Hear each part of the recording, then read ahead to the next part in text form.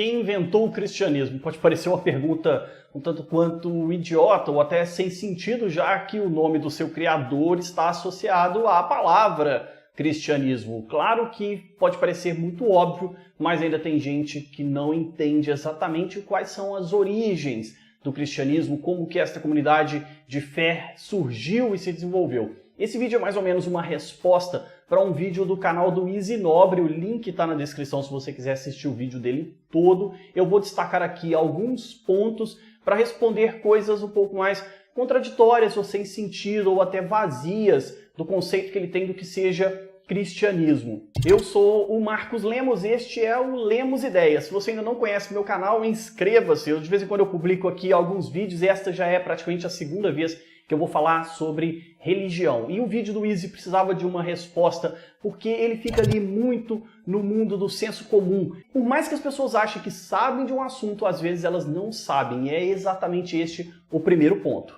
Tenho que me ater a falar aquilo que eu entendo um pouquinho, pelo menos. Cristianismo.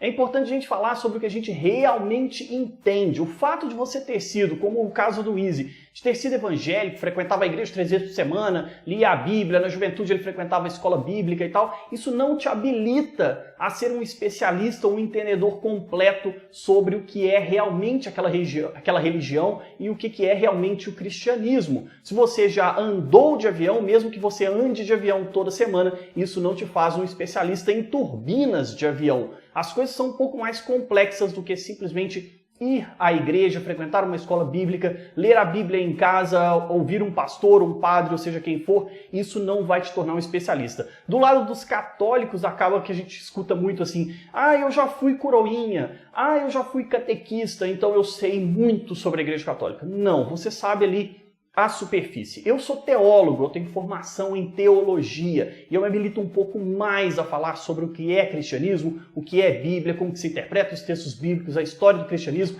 Aqui atrás de mim tem um punhado de Bíblia, em cima de mim tem um monte de livros, eu tenho toneladas de livros de teologia. Dos anos que eu passei na faculdade, eu dedico a minha vida à teologia, a estudar o cristianismo, estudar a minha fé. Então, eu estou um pouco mais habilitado, não é bem o achismo, não é o que eu penso, não é o que eu acho, mas é uma visão um pouco mais ampla daquilo que realmente a gente precisa entender sobre o que é cristianismo. De vez em quando, você reparou, eu vou colocar aqui trechos dos pontos que eu vou tratar do vídeo do Easy. Esse já foi o primeiro, vamos para o segundo e para o terceiro. E uma coisa muito importante para entender sobre o cristianismo é que o nome da religião, pelo menos na minha percepção e de muitos outros estudiosos, começa já errado. Boa parte do dogma cristão entre aspas, foi escrito por Saulo de Tarso, ou, usando o nome artístico dele, Paulo de Tarso. Paulo recebeu mais joinhas, ele viralizou, o pessoal começou a ver ali que a visão dele parecia... O pessoal começou a gostar mais da visão dele e falaram, acho que esse cara aí sabe o que ele tá falando, e a parada pegou. O Easy fala no vídeo dele que o cristianismo deveria se chamar paulinismo, os cristãos deviam ser paulões, qualquer coisa que fosse, querendo dizer assim, olha, o cristianismo na verdade é uma religião de Paulo e não de Cristo. Isso é uma bobagem muito grande. Os cristãos receberam o nome de cristãos a primeira vez em Antioquia, isso está relatado no livro dos Atos dos Apóstolos. Lá no capítulo 11, versículo 26, na terceira parte do versículo 26, e é a primeira vez que os cristãos são chamados de cristãos, propriamente dito, muito antes de Paulo começar a sua missão. As pessoas já associavam aquela comunidade aos seguidores do Messias, do Cristo Jesus, o Jesus de Nazaré, que se atribuiu então o título de Cristo, de Messias, daquele Salvador que os judeus esperavam. Portanto, dizer que o cristianismo é uma derivação de tudo aquilo que Paulo prega é uma bobagem muito grande. Esse seria o primeiro ponto desse trecho que a gente acabou de assistir. O segundo ponto, que já é o terceiro, na verdade, desse vídeo, é que Paulo seria uma espécie do criador dos dogmas cristãos. Isso é uma confusão muito grande. Paulo passou anos da vida dele, os inícios da vida dele como cristão, como convertido, 13 anos da vida dele entre os cristãos, especialmente ali na Antioquia, na Síria, na Cilícia. Ele passa os 13 primeiros anos da vida dele de convertido entre os cristãos, como um fiel leigo, aprendendo sobre o cristianismo. Tudo o que ele prega, ele ouviu dos apóstolos, ele ouviu daqueles primeiros cristãos, testemunhas do momento em que Jesus realmente esteve presente com a comunidade de fé, com os apóstolos, com aqueles primeiros seguidores. Paulo se converte mais ou menos ali no ano 33, 34 depois de Cristo. Pode parecer um pouco confuso, Jesus morreu mais ou menos no ano 30, não 33, isso é uma outra coisa sobre datação, tem alguns erros ali de calendário, mas só para a gente entender, Jesus morre no ano 30, Paulo se converte mais ou menos no ano 33, 34, 3, 4 anos depois. A comunidade cristã já está viva, atuante, os primeiros cristãos ainda estão ligados intimamente ao judaísmo, eles são uma espécie de seita judaica, mas eles já são cristãos, eles já têm os seus dogmas, já têm sua formação, e depois aí desses primeiros anos é que Paulo vai começar realmente a sua missão. Ele passa muito tempo com Barnabé, especialmente o apóstolo Barnabé, então ele aprendeu tudo que ele está pregando, tudo que ele vai escrever nas suas cartas, tudo que ele vai fazer nas comunidades, não é obra da cabeça dele. Ele aprendeu ali com os primeiros cristãos, ele foi um dos primeiros cristãos, ele é um judeu convertido ao cristianismo. Justamente a sua primeira missão vai ser só lá para o ano 47, como eu falei, 13 anos depois. Paulo não inventou o cristianismo, não inventou os dogmas cristãos, ele simplesmente compilou, ele tinha a disposição para escrever, ele foi um dos primeiros a entender que era preciso produzir, colocar no papel a divulgação da fé cristã. Ele que adapta a ideia de vamos sair da língua hebraica e vamos para a língua grega, que era o inglês da época, era a língua do comércio da época. Se você quer propagar uma mensagem, você tem que falar a língua do mundo. Hoje é assim, a gente não tem que aprender inglês, então você precisava aprender grego. Ele incute isso na comunidade cristã, vamos aprender grego. Depois ele quer ir para Roma para dominar a outra língua, que é o latim, e o que ele começa a fazer é escrever, colocar no papel a fé cristã. Mas também ele não é o primeiro a colocar no papel. Vamos agora para o quarto ponto desse vídeo. Muitas décadas depois, isso já muito tempo depois que Jesus tinha morrido, os seguidores desses caras compilaram as histórias que eles falaram sobre o tal desse cara Jesus que apareceu aí e tal, e aí escreveu-se o Evangelho. O livro de Mateus, por exemplo, não foi escrito por Mateus. O livro de Marcos não foi escrito por Marcos. Esses livros foram escritos pelos seguidores desses caras, décadas depois que Jesus já tinha até morrido. Foram escritos realmente por pessoas que nem chegaram a conhecer Jesus. Esse ponto é importante. Você viu aí esse trecho, eu estou juntando o quarto e o quinto ponto. E ele começa falando justamente que, olha, só décadas depois é que se compilou e se escreveu o Novo Testamento e os textos sobre Jesus apareceram. Então foi muito tempo depois, muito distante. E isso não é verdade. Os primeiros cristãos já começam a escrever e a colocar no papel aquilo que eles ouviram dos apóstolos. E os próprios apóstolos ainda estão vivos. Eles tiveram acesso, de certa forma, a estes textos. Talvez não ao texto final dos evangelhos, mas eles tiveram acesso, pelo menos, às pessoas e às comunidades que estavam compilando a mensagem de Jesus. E isso é muito fácil quando a gente começa a olhar as datas.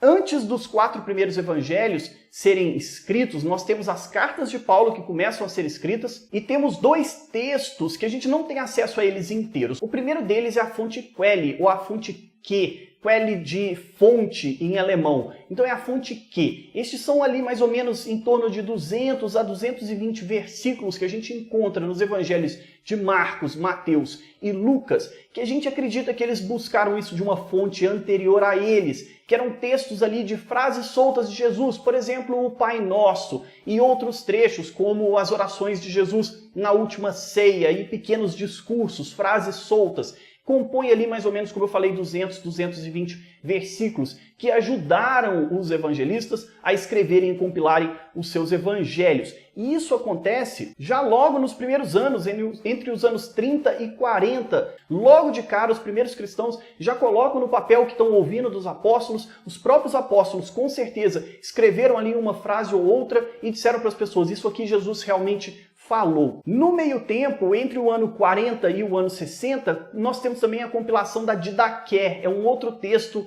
cristão, logo ali dos primeiros anos dos cristãos, que compila também uma série de coisas, principalmente a estrutura celebrativa da comunidade. Então, há um pouco ali do que a gente tem do que seria a missa, do batismo e de outras pequenas estruturas, que também é um texto anterior aos evangelhos. E daí vem o evangelho de Marcos, mais ou menos entre o ano 60 e 70, é o primeiro evangelho. Não, o primeiro evangelho nas nossas Bíblias é Mateus, mas ele não está a ordem cronológica. O primeiro evangelho escrito é o de Marcos. Marcos vai usar da fonte Quelle, vai usar de outras fontes daquilo que ele está ouvindo, da oralidade.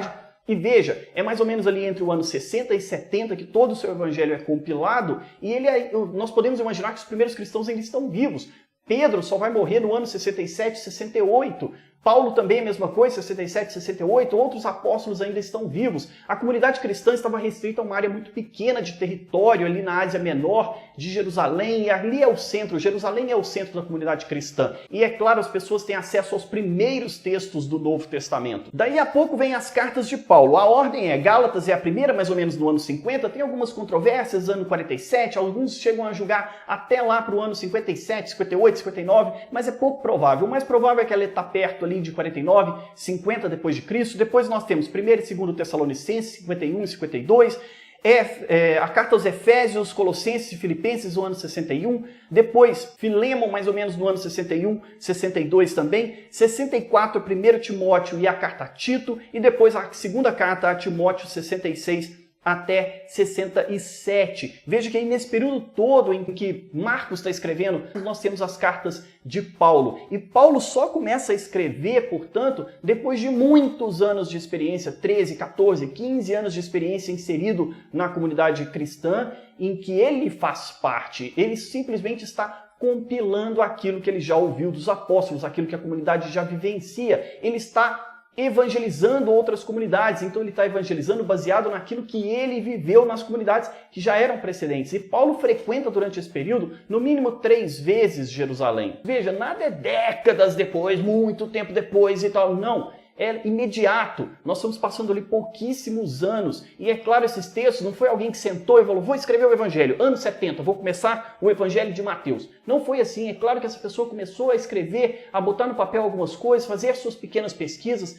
É óbvio isso. Mateus copia quase que integralmente a fonte Q, ele copia integralmente Marcos, adiciona outras coisas, provavelmente que ele ouviu de outros apóstolos, modifica um pouco as histórias, tem sim um pouco daquilo, quem ouve um conto aumenta um ponto, sim, é verdade, talvez os apóstolos vinham ali é uma tradição oral, então eles vêm de tradições orais e cada um conta de uma forma diferente, a pessoa que ouve e vai pôr no papel fala, poxa, podia ficar mais bonito se eu dissesse tal coisa, então realmente tem algumas distorções, mas isso é um outro assunto, é uma outra questão sobre interpretação bíblica. Depois nós temos também o Evangelho de Lucas e os Atos dos Apóstolos, que vai ser compilado entre o ano 70 e 78. O que nos dá uma área, um campo ali para a produção dos primeiros textos cristãos, que varia entre 30 e 50 anos depois da morte de Cristo. São mais ou menos de 30 a 50 anos depois que Jesus morreu e ressuscitou, é que nós temos os primeiros textos bíblicos. E eles não surgem por mágica, porque, como eu falei, nós temos a fonte Q, a Didaqué, que começam quase que imediatamente depois que Jesus morre. E a tradição oral, ela está ali, persistente, os cristãos estão pregando, os discípulos estão pelo mundo, viajando, pregando o evangelho e falando para as outras pessoas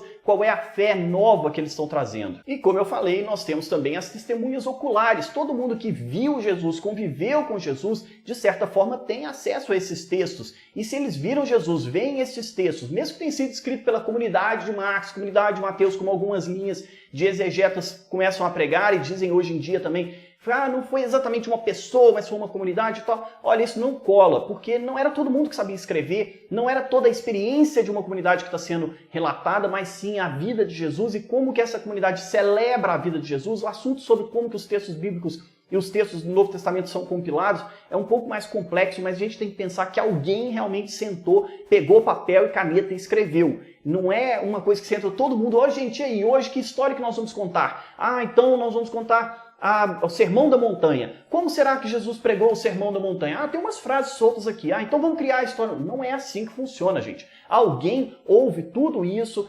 participa de toda a comunidade, consulta os primeiros apóstolos que estavam ali presentes e compila, escreve, bota no papel, depois mostra, fala, olha aqui, olha como é que ficou bonito o meu texto, olha, dá pra gente celebrar lendo isso e tudo. É assim que os textos bíblicos vão passando. Já foi aí o ponto 4, o ponto 5, vamos pro ponto 6, você viu que esse vídeo vai ficar longo. Muito tempo depois, com o evangelho desses caras, começou a se coagular o que seria o cristianismo primitivo ali naquela região. Esse ponto é engraçado. O cristianismo, então, ele surge depois que todos esses evangelhos, todas essas cartas já estão ali compiladas, escritas. Como eu mostrei, data por data, não é bem assim. Os textos nascem da necessidade da comunidade e não o contrário. A comunidade nasce depois dos textos. Então Paulo mandou uma carta, então vamos fundar a comunidade lá de Coríntios. Não, essa comunidade já existia, ela já estava viva, ela não foi fundada por Paulo.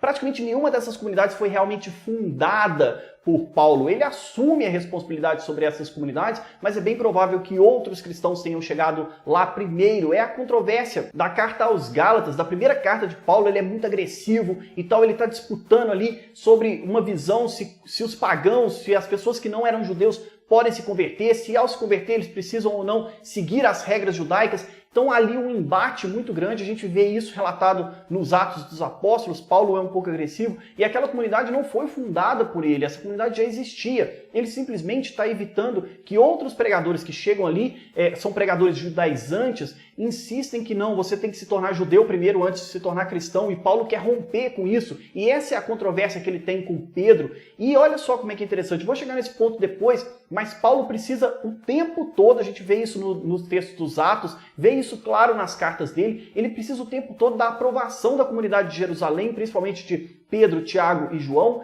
que comandam ali as comunidades, eles centralizam mais ou menos a organização, os dogmas, a pregação cristã está mais ou menos centralizada neles. Nós temos o primeiro concílio, o concílio de Jerusalém, relatado nos Atos dos Apóstolos. Veja, é a comunidade decidindo, não é Paulo que define os dogmas, mas a comunidade, o concílio das comunidades, mas sempre presidido pelos primeiros apóstolos. E os textos bíblicos nascem da necessidade celebrativa, os textos do Novo Testamento, nascem da necessidade celebrativa dos primeiros cristãos. Eles estão se rompendo com o judaísmo, eles já não podem mais frequentar as sinagogas, eles já não são muito aceitos pelos grupos judeus, eles não têm tanto acesso à Torá, à lei, aos profetas, os salmos, a forma celebrativa judaica não atende mais à necessidade cristã, porque eles têm suas próprias celebrações, e aí nós temos os textos do Novo Testamento surgindo para atender essa necessidade celebrativa da comunidade. Não é o contrário. Isso também explica o rompimento com a língua hebraica, por que os textos do Novo Testamento são escritos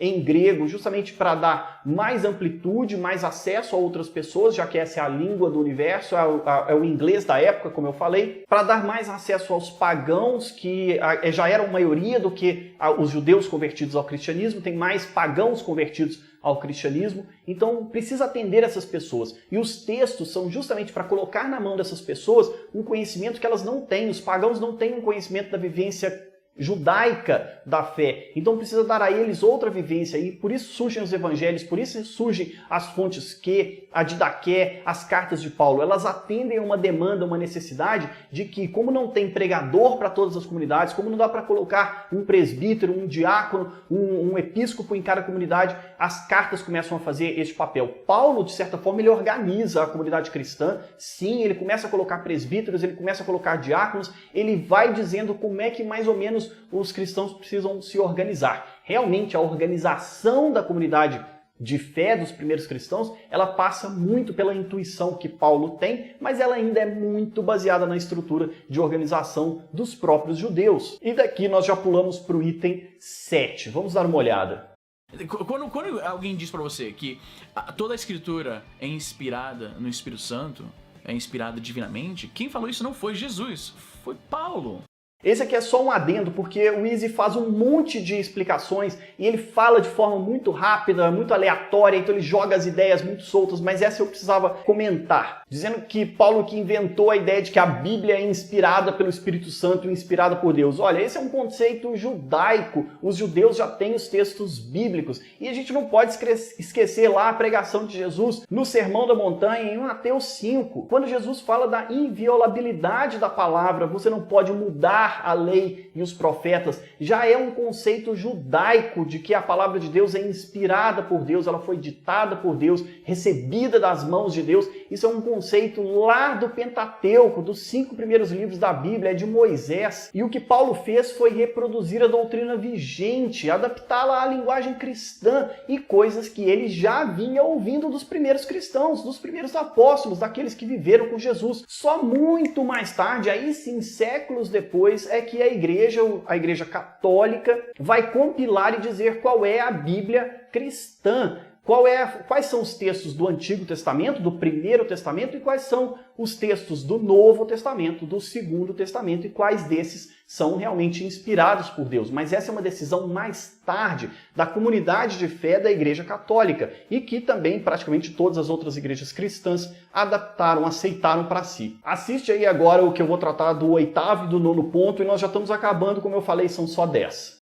E Paulo era o cara que estava meio que coordenando, não oficialmente, ele não era um papa nem nada do tipo, mas ele estava coordenando a direção que o dogma estava se transformando através dessas epístolas que ele escreveu para os líderes dessas pequenas igrejas, e os caras concordavam com o que ele falava, ele já tinha o background de manjar de religião, e aí acabou convencendo um monte de gente. E é por isso que boa parte do cristianismo, voltando para o começo do vídeo, quando você pensa em cristianismo, o que você está realmente falando é o grupo de ideias e crenças e dogmas baseados no que Paulo achou que Jesus falou, incluindo um monte de coisa que Jesus nunca falou. Essa coisa de que Paulo meio que coordenava os dogmas cristãos, ele que dava a linha de quais eram os... Isso é muita bobagem. Eu já respondi praticamente isso, de certa forma, ao longo desse vídeo, mas eu precisava reforçar esse ponto, esse 8º ponto aqui, porque é muito banal, é muito infantil entender e achar realmente que era isso. Paulo pode ter compilado o dogma cristão nas suas cartas e facilitou um pouco a nossa vida, mas ele recebeu isso dos apóstolos. Como eu falei também, ele tinha uma necessidade muito grande de confirmação de tudo que ele pregava. Ele vai a Jerusalém várias vezes, no mínimo 3 vezes da vida dele, ele vai a Jerusalém só para se consultar com os apóstolos Pedro, Tiago e João, entender o que a comunidade cristã realmente precisa e aceita como certo e como errado. Não é ele quem define. Em alguns entendimentos a gente pode ter até quase que certeza absoluta de que é Pedro quem toma as decisões. Ali sobre os gentios, a questão da judialização dos primeiros cristãos, é Pedro quem bate o martelo. Pode parecer que foi Paulo, ele é o pregador dos gentios e tal. Sim, e Pedro ficou ali mais com a comunidade judaica, mas quem aceita primeiro a presença dos gentios nas comunidades cristãs é Pedro e não Paulo. Basta ler os Atos dos Apóstolos que a gente vai ver isso. E o 9º ponto é quando o Izzy fala sobre algumas questões de que o cristianismo é baseado no que Paulo achou, do que ele pensava, do que ele compilou, do que Jesus disse, incluindo um monte de coisas que Jesus nem falou. Olha, aí você tem que pensar que tudo que Jesus disse está nos evangelhos. Isso não é verdade. Nem tudo que Jesus disse está nos evangelhos. Isso fica muito claro lá no final do evangelho de João, quando ele fala, olha, muitas outras coisas aconteceram, mas não estão presentes nesse livro. Os Atos dos Apóstolos também dá a entender um pouquinho disso logo no seu início. O Evangelho de Lucas, o Evangelho de Marcos, de Mateus, também dão pistas de que, olha, se salta muita coisa, eles se baseiam apenas numa cronologia, eles têm uma intenção mais celebrativa dos seus textos, exceto o Evangelho de João, que é um evangelho mais dogmático realmente, mas Marcos, Mateus e Lucas têm uma intenção mais celebrativa, de pregação, de catequese das primeiras comunidades, para que eles memorizem etapas da vida de Jesus, entendam quem é Jesus, vão descobrindo aos poucos que Jesus é o Filho de Deus. É como se fosse um jogo de pequenos mistérios. Então não é assim, então Jesus disse tudo que está ali nos evangelhos. Não, não foi. Então Paulo se baseia também em um monte de coisa da tradição oral. Ele recebeu muita coisa dos apóstolos, ele repete essa expressão várias vezes. O que eu recebia, o que eu transmito, o que eu recebia, o que eu transmito. Às vezes pode parecer que ele está dizendo assim, o que eu recebi de uma iluminação de Deus. E olha, não é bem assim também. Essa é uma linguagem, uma expressão. Eu recebi, o que eu recebi é o que eu transmiti para vocês. Não é o que ele recebeu do céu, é o que ele recebeu dos apóstolos, é o que ele ouviu da tradição oral, é o que ele aprendeu da vivência dele como cristão. É assim que ele recebeu e é assim que ele transmite. Essa mesma linguagem a Igreja Católica usa até hoje nos seus documentos oficiais. Ela diz o que a Igreja recebeu é o que ela transmite, ela é a guardiã da tradição da fé, da tradição oral, da tradição escrita. Então tudo isso é uma linguagem para a gente poder dizer assim, o que a gente está pregando não vem da vontade humana, não vem da vontade da crença, da invenção humana, mas vem de Deus, vem do céu. Portanto, é bom deixar claro, nem tudo está registrado nos evangelhos. Paulo não tratou de todos os dogmas, de todas as questões de fé dos primeiros cristãos. Então não fica achando que tudo o que Jesus disse está nos evangelhos. Não, não está. Muita coisa que Jesus disse está na tradição oral e a gente vem recebendo até os dias de hoje. Isso só para ficar um exemplo. E aí eu vou para o 10º ponto desse vídeo, que já ficou muito longo. Eu sabia que ele ia ficar muito longo, porque o vídeo dele tem 18 minutos. Eu não tratei sobre tudo que o Izzy, porque ele fala muitas pequenas coisinhas, ele joga muitas ideias e tal. Não dá para ficar respondendo item por item. Esses eram os pontos que eram mais importantes. E aí depois dos 10 minutos e 28 segundos do vídeo dele, Ele vai falar um monte sobre questões de as contradições da Bíblia e tal. Para responder isso, a Bíblia não pode ser interpretada de qualquer maneira. Tem trechos bíblicos que a gente vai interpretar ao pé da letra, tem textos bíblicos que a gente vai precisar fazer associações, e assim a gente vai interpretando a Bíblia. A Igreja Católica tem um documento, inclusive, eu vou colocar na descrição do vídeo a bibliografia, mas ela tem um documento da Pontifícia Comissão Bíblica que chama A Interpretação da Bíblia na Igreja. Como que a Igreja Católica faz a interpretação da Bíblia? Quais textos podem ser interpretados ao pé da letra? Quais são linguagem figurada? Quais são, melhor dizendo, figura de linguagem? O que você precisa fazer um monte de associações para entender exatamente o que aquele texto está dizendo? São vários autores, são várias linguagens, são várias expressões. O próprio Izzy fala assim, como é que você vai tentar? Essa parte é ridícula, porque ele cita o exemplo da carta de Pero Vaz de Caminha de 500 anos atrás. Cara, se tu pegar a carta que Pero Vaz de Caminha escreveu ao rei Miguel de Portugal em 1500, quando ele chegou no Brasil, escrito teoricamente na língua que você fala, apenas 500 anos atrás, tu não vai entender porra nenhuma, especialmente porque essa porra foi escrita em élfico, praticamente. Olha essa merda! Como é que eu vou entender uma carta de 500 anos atrás que supostamente está escrita em português e eu leio e eu não entendo nada porque é um português de 500 anos atrás?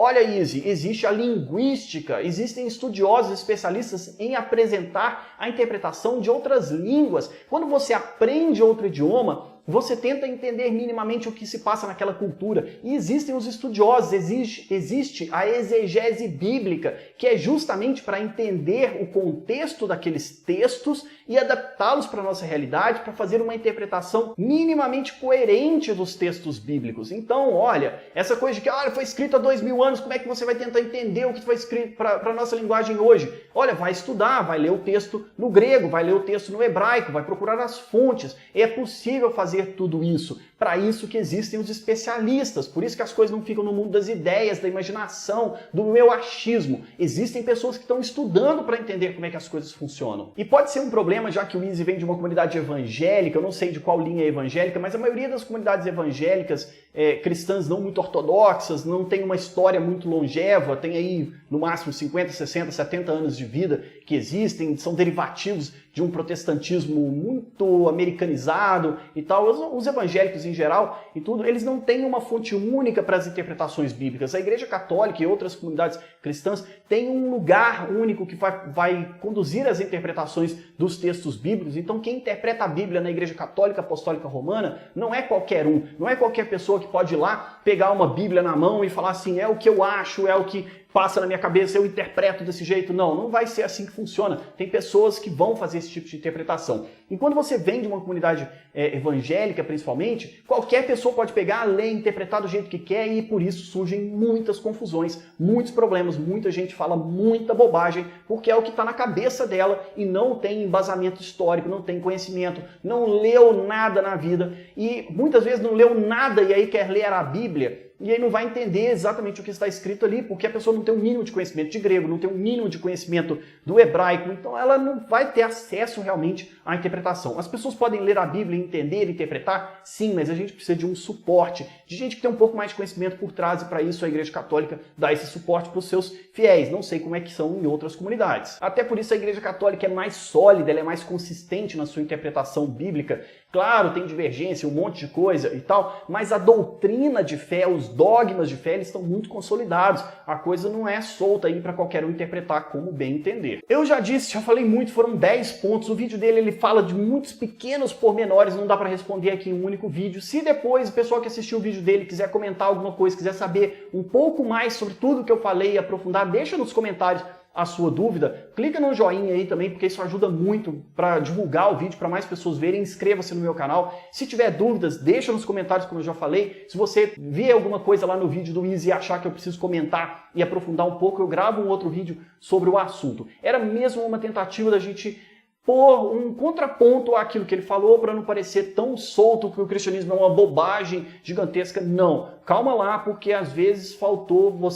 você andou de avião e acha que entende de turbina a jato. Não é assim que as coisas funcionam. Ah, só porque eu fui cristão, você não tem todo o conhecimento sobre o cristianismo. Te falta muito conhecimento. E esse é o ponto principal. Eu sou o Marcos Lemos, este é o Lemos Ideias. Se você gosta dos meus vídeos, inscreva-se, clique em gostei, assiste o outro vídeo que deve estar aqui em algum canto na tela, deve estar aqui do lado. Me siga nas redes sociais e eu espero você nos outros vídeos aqui do canal. Muito obrigado!